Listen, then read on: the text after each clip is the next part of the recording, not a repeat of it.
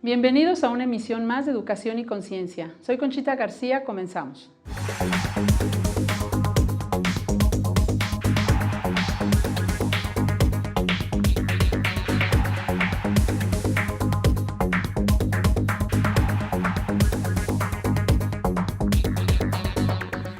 Con el gusto de estar con ustedes y transmitiendo desde el Colegio Fray Luis de León, estamos aquí en su programa de Educación y Conciencia. Y bueno, pues estoy muy contenta porque tengo una invitada muy especial que además estuvo en el Fray Luis hace muchos años y pues nos conocimos desde hace más de 20 años. Ella es Carmen María Preciado, que ahora es directora general del Instituto Oriente Querétaro. Bienvenida. Gracias, Conchita, muy amable. Es un gusto para mí estar aquí compartiendo contigo y con tu auditorio pues estos temas que nos encantan, ¿verdad? Que nos encantan.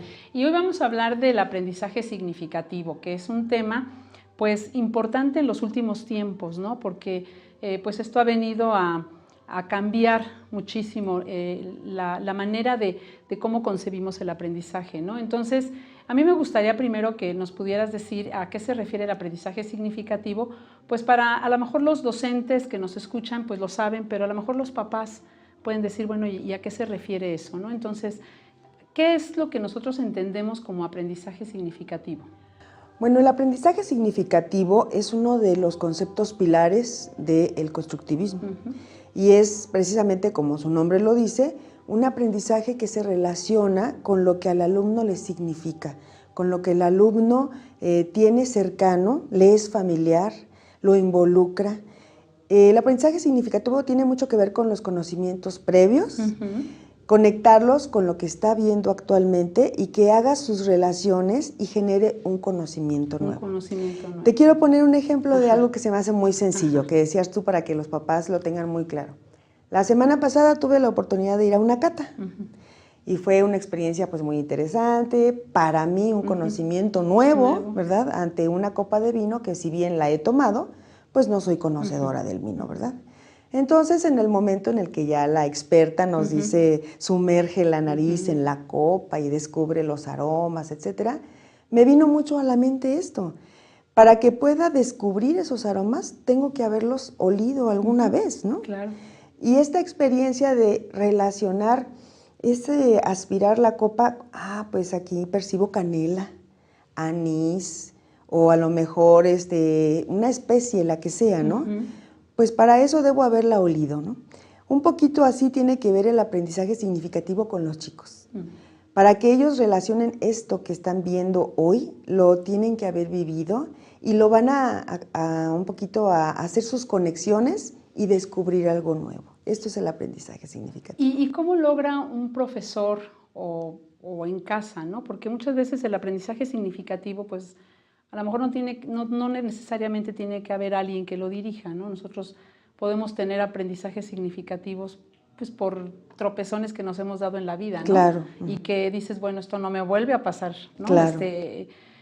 Sin embargo, ¿cómo logra esos acomodos? Porque tú hablas de lo que tú tienes previo, de los conceptos previos, ¿no? De lo que tú ya tienes acá. Sí. Y cómo incorporas ese nuevo conocimiento, ¿no? Muy importante, como tú mencionas, no solo es en los contenidos en la escuela, ¿no? Es en todo, es en lo que el papá le quiere enseñar al hijo, le tiene que hacer sentido. El niño tiene que entender el para qué de ese conocimiento, ¿no? Cuando el papá le está diciendo, esto no lo debes hacer, porque si lo haces te va a pasar esto, muchas veces el niño lo escucha y de todas maneras le pasa, ¿no? Sí, que lo hace, cierto, ¿no? Claro. Entonces, sí hay una frase muy linda de Benjamin Franklin, ¿no? Que dice, dime y lo escucho, ¿no? Claro. Enséñame y lo recuerdo. Involúcrame y lo aprendo, ¿no? Claro. Para que el aprendizaje significativo genere conocimiento en el aula, se requiere de un maestro muy interesado en lo que para el alumno es importante. Claro. Hubo un proyecto muy bonito en donde trabajamos de manera muy clara el aprendizaje significativo, en el cual iba a ser el mundial. Ya sabes que es el tema que todos los niños tienen, ¿no? En la boca, ¿no? El mundial de fútbol. Y entonces utilizar eso que para él es tan importante como un detonador, como un gancho, ¿no? ¿Qué vamos a aprender? Bueno, vamos a aprender los países que van a jugar en los partidos de esta semana, ¿no? vamos a investigar dónde están, cuál es su capital, cuál es su Producto Interno Bruto, etcétera, etcétera. Enfocándolo a los diferentes niveles, ¿no? Claro. ¿Y qué va a pasar? Que si tenemos un buen proyecto, pues vamos a ver el partido de Francia-Alemania, ¿no? Eso es algo que los motivó de una manera impresionante. Y generaron unas presentaciones de los países que yo estoy segura que nunca se les van a olvidar. Claro. Nunca. Eso es algo muy importante del aprendizaje significativo, es trascendente. Se les queda para siempre ese aprendizaje, ¿no? Porque los llevó a ellos. Sí, y fíjate que, bueno, pues ahora con el estudio de las neurociencias que está mucho involucrada la emoción, ¿no? También. Entonces, esta parte que tú dices, bueno, pues el chico se emociona con el mundial y bueno, pues te aprovechas de eso, ¿no? Para hacer un aprendizaje significativo, para engancharlos en lo que tú quieres. Claro. Y cuando va también metida la emoción, es cuando se aprende, ¿no? O sea, muchas veces hemos visto niños que, bueno, les interesa un tema y bueno, nadie se los dice, pero ellos están buscando la manera y te dicen cómo, y es que yo he visto, y ahora con las fuentes que tienen de internet, ¿no? Entonces, esta parte de lograr el aprendizaje significativo, bueno, pues el docente tiene que darle, tú lo decías, sentido, ¿no? Claro. Para que al niño le signifique y no se le olvide, y a lo mejor también pues involucrar las emociones ahora, ¿no? Como decíamos. Sin duda, como decías tú, el aprendizaje tiene un componente cognitivo y uno afectivo definitivamente. Y el maestro también, además de lo que mencionábamos anteriormente, tiene que generar un ambiente que permita, un ambiente que genere confianza, que el chico se sienta en esta libertad de expresar su propia experiencia. Un poquito regresando al ejemplo de la copa, ¿no? Sí. Si yo le digo, huele a canela, y la maestra dice, ay, no, para nada. Ajá. Aquí canela ni de broma, sí, ¿no? Pues entonces ya no nunca más vuelves a abrir la boca, ¿no? Claro. Y es devastador, ¿eh? Sí, Cuando el niño lleva toda la emoción, hizo su investigación y quiere presentar su experiencia y de alguna manera se siente invalidado, entonces ese niño no va a volver a abrir la boca, ¿no? ¿Por qué?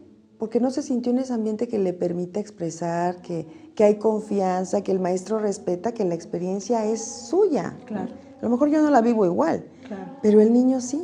Y si en lugar de anularlo, lo escucho, lo invito a que diga el para qué de sus aportaciones, por qué piensa de esa manera, de dónde sacaste tú esa idea, enriquece a todo el grupo. Claro, claro. Y el niño, bueno, pues toma como esa parte de importancia, ¿no? De autoestima, claro, de decir, bueno, lo que yo hice, pues le interesó a la maestra, ¿no? Yo creo que eso que tú dices es importantísimo porque a veces inconscientemente se invalida a los niños, como tú decías, ¿no? Sí. A veces es inconsciente, ¿no? Sí. O sea, ¿cómo crees? Sí, o sea, sí. ¿no? Una expresión así de que se te salga, ¿no? Yo creo que ahí el profesor sí tiene que estar como con mucho cuidado no en invalidar, sino más bien al contrario, ¿no? En animar a que participen y no importa, ¿no? que se diga lo que se tenga que decir. El otro día decía un chico, ¿no? Yo no pregunto, es muy callado, y le decía, ¿por qué tú nunca preguntas en clase, ¿no? Y decía, no, yo no pregunto porque se pueden burlar de lo que yo pueda decir. Y yo le decía, ¿pero quiénes? No, pues mis compañeros, pero el maestro no lo va a permitir. No, pero es que luego el maestro ni cuenta se da de que se están burlando de mí. A veces ni el maestro pasa desapercibido, claro, ¿no? Entonces, y esa parte es bien importante para ellos, o sea, lo que digan los demás, ¿no? A lo mejor a nosotros ya, adultos, quién sabe, a lo mejor ya no nos importa tanto, claro, pero a ellos es importantísimo en ese momento, ¿no? Y se invalida. Entonces también el profesor yo creo que tiene que estar también muy atento a generar ese clima de confianza, ¿no? De respeto. Sin duda. También. Y los papás. Claro. Los papás, porque los profesores estamos aquí con ellos una parte del día, pero los papás están con ellos el resto de su vida. Toda la vida. Y muchas veces como papás también sin querer, porque pues los amamos, no queremos dañarlos. Sí. Pero sin querer a veces invalidamos sus aportaciones. Hubo un niño pequeñito de preescolar que en la exposición de pintura estábamos viendo su obra de arte y el sol era cuadrado, ¿no? Y bueno, yo volteé a ver al niño, a ver, cuéntame cómo está tu cuadro, platícamelo. Y ya me empezó le digo, oye, ¿y el sol lo pusiste cuadrado, no? Sí. Le dije, ¿y por qué lo pusiste cuadrado? Y dice, porque cuando yo volteo a ver el sol y cerraba sus ojitos, decía, Y yo no lo veo redondo, yo lo veo cuadrado. Ajá. Bueno, pues sí, muy válido, muy válido, ¿no? claro. Muy sí, válido. Sí, sí. Entonces, como papás, como maestros, como personas que participamos en este proceso de aprender, hay que estar muy atentos a eso. Porque si le potenciamos al niño esa habilidad de expresarse, va a aprender mucho. Va a aprender mucho. Y decíamos, bueno, este aprendizaje ¿depende exclusivamente del alumno o sí tiene que intervenir otra persona, papás, maestros, o es exclusivo del alumno? No, definitivamente tenemos que participar todos. Yo creo que tanto tú como yo y muchos de nuestra generación nos tocó una época en la que lo memorístico se privilegiaba mucho, ¿no? Sí. Y se hacían así los concursos y te ganabas las medallas porque te sabías todas las capitales y etcétera, ¿no? Ahora que nosotros como maestros o como papás le preguntemos al niño su opinión o al joven, ¿no? Al joven, qué importante que tenga este punto de vista crítico, analítico, ¿no? Que lo hagamos partícipe del para qué de las cosas. Por ejemplo, toda la vida vemos los héroes de la independencia, ¿no? ¿Y cuántas veces nos preocupamos por preguntarle qué opinas tú, ¿no? de la independencia? ¿Qué opinas de lo que hizo la corregidora? ¿Qué opinas, como en alguna vez platicábamos, qué significa para ti vivir en un país independiente? Ya no la madrugada del 15 de septiembre, ¿no? Lo memorístico, no. ¿Qué significa para ti vivir en un país independiente? Claro. ¿Qué aportas tú a este país? ¿De qué manera eres independiente tú? ¿Verdad? O sea, México es independiente. ¿Y tú? ¿De qué manera eres independiente? Este tipo de detonadores, yo pienso que si los adultos, tanto maestros como papás, todos, empezamos a involucrar al niño en este pensar, reflexionar, proponer, opinar, lo estamos ayudando a generar un conocimiento perdurable. Mira, ahorita vamos a ir a un corte y me gustaría que, bueno, nos pudieras decir ahorita en la siguiente, bueno, si hay tipos de aprendizaje, qué tipos de aprendizaje y ver esta parte digo, independientemente del, como tú decías, ¿no? De lo memorístico, pues hacer una diferencia entre lo que nosotros, por ejemplo, aprendimos, cómo lo aprendimos, y si realmente fue significativo para nosotros, ¿no? Ahora nosotros que ya sabemos esto, pues yo muchas veces digo, no, es que esto nunca se me va a olvidar porque para mí en ese momento fue significativo, ¿no? Y hay veces que dices, no me acuerdo. Sí, a veces yo me pregunto cómo salí de la preparatoria. Yo hay cosas que me dicen, el otro día estaba y digo, bueno, no tengo tantos años como para no acordarme, pero me decían, ¿te acuerdas de tus maestros de la primaria? Y yo decía, me acuerdo de cuarto para sexto. De primero, segundo y tercero no me acuerdo de nada. Sí. Entonces, dices, es que no me acuerdo ni de su cara, ¿no? Entonces, eso realmente pues no fue significativo. ¿Qué pasaría ahí que para mí no fue significativo? Entonces, ahorita que regresemos vamos a platicar sobre los tipos de aprendizaje y bueno, pues esta parte importante, ¿no? Ahorita regresamos aquí a su programa de Educación y Conciencia en un momento más.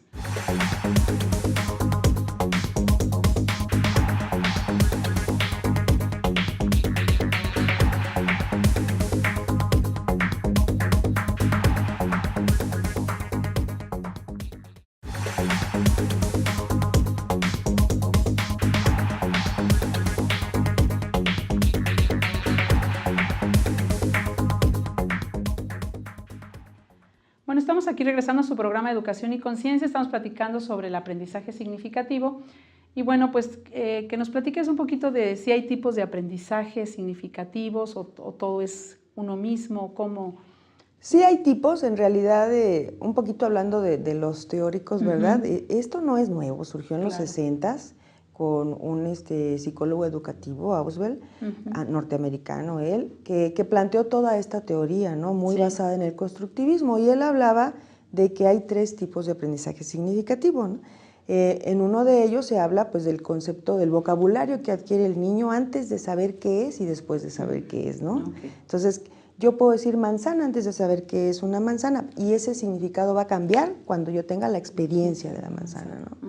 Después es algo que va ligado, que es digamos, como el proceso, vamos. El siguiente es cuando yo ya puedo incorporar la palabra manzana a una frase, a un concepto, ¿no? El concepto de la manzana, que es una fruta, que pertenece a tal, ¿no? Y después de ello, cuando yo ya puedo generar todo un mensaje en torno a la manzana. Entonces, son procesos más bien hacia la teoría, ¿no? Hacia la teoría.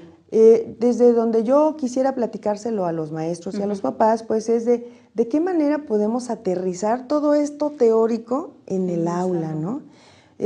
Algo bien interesante es cuando logramos que los chicos puedan de lo cotidiano generar conocimiento. Por ejemplo, les comparto un proyecto que tuvimos. Teníamos que ver conceptos matemáticos, ¿no? Porcentajes, regla de 3, etcétera, que de repente son áridos para los chicos, ¿no? Sí. Es como... Oh, sí. Entonces, el proyecto fue analizar los recibos de la luz, ¿no? Entonces, tenían que analizar el recibo de este bimestre y hacer un comparativo con el siguiente bimestre, pero previo a una estrategia de ahorro en el consumo, ¿no? Entonces, tú vas a analizar este recibo y después te vas a sentar con tu familia. Y tú vas a ser el líder de ese proyecto con tu familia y les vas a decir cómo podemos hacer para disminuir en X porcentaje el recibo de la luz, ¿no? Y obviamente el que obtuviera resultados con su proyecto, pues lo iba a ver reflejado en su evaluación, ¿no? Claro. Tanto en su autoevaluación como en la evaluación del proyecto. Fue súper interesante cómo los chicos se sintieron motivados, cómo se sintieron los líderes en su familia, reconocidos, y esta es una palabra bien importante, reconocidos porque gracias a la participación del alumno en su familia se obtuvo tal beneficio, ¿no? Y no fue un aprendizaje que generó un ahorro en ese recibo, no, genera un aprendizaje perdurable, ¿no? Pues ya aprendimos que esta estrategia, y hasta el mismo chico es el que está, habíamos quedado que ya íbamos a apagar todas las luces, habíamos quedado que íbamos a traer focos ahorradores, o sea, se empiezan a generar ellos esta conciencia de soy líder, yo propuse, me involucré y aprendí. Y además de algo que pues le da significado, porque como tú dices, bueno, los recibos de la luz, del agua, pues todos los días ahí están, ¿no? Llegan cada mes, cada 2 meses está llegando. Y lo paga mi mamá. Y lo paga mi mamá y punto, no sé qué más, ¿no? Claro. Pero esta parte de involucrarlos, ¿no? Yo ahorita que tú comentas, cuando yo daba clase y me tocaba ver la parte de la ecología y del agua y de la tierra y todo esto, hacía lo mismo pero con el recibo del agua, ¿no? Y entonces yo les decía, bueno, según así las cifras, tú tienes que utilizar 200 litros diarios, ¿no? ¿Cuántos son en tu familia? ¿No? Pues que somos 5, bueno, pues tanto, por 30 días, tantos metros cúbicos. Tráete tu recibo y vamos a ver cuánto gastas, ¿no? Y entonces, esa parte tan interesante e importante, y había muchachos que decían, es que yo no quiero ni decir, porque ¿qué estamos haciendo en mi casa? O sea, el desperdicio, ¿no? O sea, como que también se hace esa conciencia. Así es. Independientemente de que estás incorporando conceptos matemáticos, porque les estás haciendo cálculos finalmente, y que sea un líder de un proyecto y que, bueno, vaya y externe, ¿no? Y se responsabilice, pues también les estás dando esa conciencia, ¿no? Claro. De lo que cuesta, por ejemplo, tan solo traer la luz a tu casa, ¿no? Sin duda. Y es importante y le da sentido a él, porque entonces ahora yo ya me queda bien consciente que a lo mejor va a ser un chico que el día de mañana pues va a ser ahorrador de energía, porque me quedó muy, muy grabado que a lo mejor en mi casa no lo hacíamos, ¿no? Fue significativo. Exactamente, ¿no? Fue significativo. Adquirió un significado importante. Y decías algo bien, bien bonito. Cuando el niño recibe ese insight, ¿no? Ese darme cuenta yo de que aprendí, les brillan los ojos de una manera padrísima, ¿no? Ya entendí. Esa parte es hermosa, Sí, ¿no? claro, claro. ¿Y cómo un maestro puede evaluar esa parte? O sea, decir, bueno, realmente tuvieron un aprendizaje significativo. ¿Cómo evaluamos? Porque la evaluación sin duda tiene que cambiar en nuestro país, ¿no? Eso es un pendiente que se tiene, que se han cambiado muchas cosas, ¿no? Por competencia y todo, pero la evaluación sigue siendo un número, ¿no? Y no significa muchas veces lo que realmente el alumno tiene de habilidades o de competencias. Entonces, ¿cómo evaluar esta parte del aprendizaje significativo? A través de un proyecto, o sea, como tú dices, a lo mejor viendo los resultados del proyecto, o cómo pudiera, a lo mejor aplicando el conocimiento, no sé, alguna estrategia, o esto que tú decías, ¿no? Pues a lo mejor proponer, resolver, no sé, ¿cómo se puede evaluar? ¿Cómo un maestro puede decir, mis alumnos tuvieron aprendizaje significativo, mi tarea o mi objetivo fue cumplido, ¿no? La primera gran pregunta, ¿qué quieres? ¿Calidad o cantidad, verdad? Que el alumno se lleve un aprendizaje para siempre o que se lleve un montón de cosas que mañana se le van a olvidar, ¿verdad? Entonces, la evaluación, como tú dices, es un pendiente, se convierte en algo sumativo y no formativo, ¿no? Así es. Entonces, parte de esa evaluación que yo creo es importante es la autoevaluación, ¿no? Sí darle al alumno la importancia, la oportunidad de que se autoevalúe, ¿no? ¿Qué tanto me comprometí? ¿Qué aprendí? ¿Qué propones? Etcétera, ¿no? Y esa parte tomarla muy en cuenta, no es nada más un requisito, ¿no? Autoevalúate y luego ni lo leo. No. Yo me voy a dar cuenta mucho más a partir de la autoevaluación que hizo el niño. A veces, y no sé si seguramente lo has vivido, cuando hay que aplicar una consecuencia, ¿no? A veces uno tiene una consecuencia así, ¿no? Y le dices al niño, ¿tú qué crees que podemos hacer ahorita en esta situación? ¿Cómo crees que podemos aplicarte una consecuencia? Y se ponen unas consecuencias impresionantes, ¿verdad? No, yo creo que me deben de dejar sin recreo todo el año. No, una cosa así. A ver, no, calma, ¿no? El niño es muy honesto cuando se le da la oportunidad. Entonces el niño puede poner ahí, yo aprendí esto, yo propongo esto, y tomarlo muy en cuenta. Y uno como profesor, como el moderador que está ahí, bajarse del pedestal para empezar, ¿no? Sí. De aquí yo lo sé todo, y ponerse como moderador, como guía, como esta persona que va a aprender también, claro. No nada más vamos a enseñar, aprendemos tanto de los niños. Y en esa evaluación, pues verdaderamente rescatar qué está generando un conocimiento nuevo y qué está proponiendo, ¿sí? Y a lo mejor no fue el superproyecto en la cuestión de los materiales, pero sí en el conocimiento. Y ese es un 10, ¿no? Claro. O lo que consideren, ¿verdad? Pero no quedarte en la superficie de, es que trajo las mejores presentaciones, es que, bueno, a lo mejor, pero eso no necesariamente le generó un nuevo conocimiento, ¿no? Y bueno, finalmente fíjate que un poquito explicar esa parte, ¿no? Que también sucede. Nosotros ya tenemos pues nuestros conceptos previos, ¿no?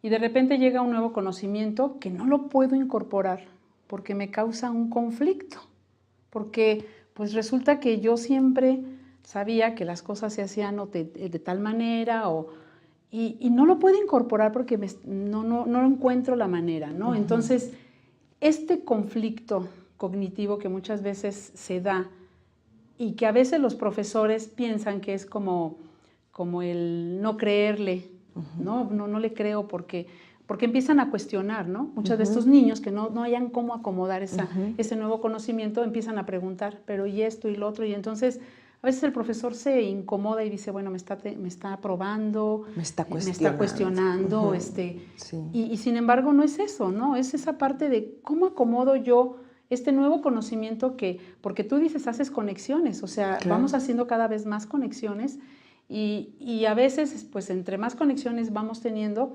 luego de repente es difícil, ¿no? Sobre todo algo que ya traemos, que ya estos conceptos previos que a veces son muy establecidos, muy arraigados, a veces es difícil, ¿no? ¿Cómo deshacer ese conflicto? Pues yo le sugeriría primero a los maestros que recuerden lo difícil que nos ha sido a nosotros, ¿no? Claro.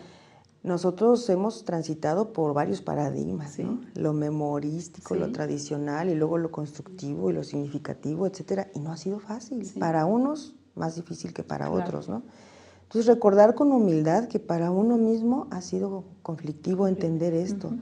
Y cuando el alumno empieza a preguntar, pues felicítense. Felicítense mucho porque están generando un ambiente lo suficientemente cálido para que el alumno cuestione. Muchas veces en prepa lo vemos mucho. Bueno, ¿y esto para qué? ¿No? ¿Y esto para qué? Lo que te comentaba, yo a veces me pregunto cómo pasé de la preparatoria, porque veo los exámenes de los muchachos y las ecuaciones y los integrales y las derivadas y digo, y yo me saqué 9 y no sé por qué. Sí, claro. Entonces, ¿por qué? Porque para mí no era significativo. Claro. Lo aprendí en ese momento porque lo tenía que aprender, no me iba a servir de nada, según yo, porque pues yo iba hacia un área biológica, humanista, etcétera, ¿no? Y los muchachos lo preguntan, sí. ¿Y esto para qué? ¿No? Bueno, el maestro con mucha humildad debemos responderle al alumno. Claro. Te va a servir para estas situaciones que en este momento tal vez no comprendas, pero vas a ver que un día te vas a dar cuenta, ¿no? Entonces, tener esa humildad de permitir el cuestionamiento y resolverlo. Sí, y relacionarlo, como tú dices, con la vida cotidiana, ¿no? Yo creo que si el profesor hace una planeación de una clase, ¿no? Que tiene que ser una clase planeada, ver qué aprendizajes esperamos que sean significativos y relacionarlo con lo que en este momento está sucediendo, ¿no? Si hablamos de contaminación, bueno, pues tenemos mucho de qué hablar de lo que está sucediendo en nuestro planeta, o si estamos hablando de historia, ¿no? Claro. O si estamos hablando de lo que estemos hablando, yo creo que sí es importante darle ese ligue para que les dé sentido al chico y diga, bueno, es que sí, en mi país está pasando esto, ¿no? Entonces yo creo que esa parte es importante. Y bueno, pues el tiempo se nos va muy rápido, platicando estos temas que, bueno, pues tanto nos gustan y tanto nos apasionan. Sí. Y pues quiero agradecerte que hayas pues aceptado la invitación. Oh, un placer. Ojalá que pudieras venir a otro programa, hay mucho de qué hablar. Sin duda. El aprendizaje significativo creo que es un tema central en todos los colegios y más ahora, ¿no? En estos tiempos en donde, pues, tú misma lo dices, ¿no? Ya no son conocimientos que no sé si me van a servir o no, ¿no? Sino simplemente es que puedan desarrollar a lo mejor esas habilidades que el día de mañana las van a poder poner en práctica, ¿no? Claro. A veces los abogados, los que van a estudiar para abogados dicen, bueno, ¿y yo como para qué las matemáticas, no? Y luego yo les decía, porque me tocó dar clases de matemáticas, pues para cobrar, simplemente para que no te hagan tonta en la cobradera, ¿no? Para que puedas cobrar tus honorarios, ¿no? Entonces, yo creo que hay que buscar esa parte de pues a lo mejor también a los maestros, ¿no? De que tengamos que sea significativo también para nosotros, para poderlo transmitir. Muchas gracias por tu presencia. Gracias a ti por invitarme. De verdad que muy a gusto la plática, muy interesante, y pues ojalá que pues papás, maestros, incluso alumnos, si es que nos escuchan, nos ven, que bueno, pues vayan haciendo esta parte de darle significado, ¿no? También nosotros aprendemos muchas cosas y podemos darle significado, incluso hacemos referencia a cosas que nos significan para que no se nos olviden, ¿no? Yo me acuerdo de números, cuando nos aprendíamos los números telefónicos, ahora ya no sabemos ni uno, pero cuando nos ni el nuestro a veces. Yo los relacionaba siempre el día del cumpleaños de mi mamá y así, ¿no? Para darle un significado. Entonces, bueno, esperemos que pues este programa haya sido de utilidad y nos vemos la próxima semana en una emisión más de Educación y Conciencia.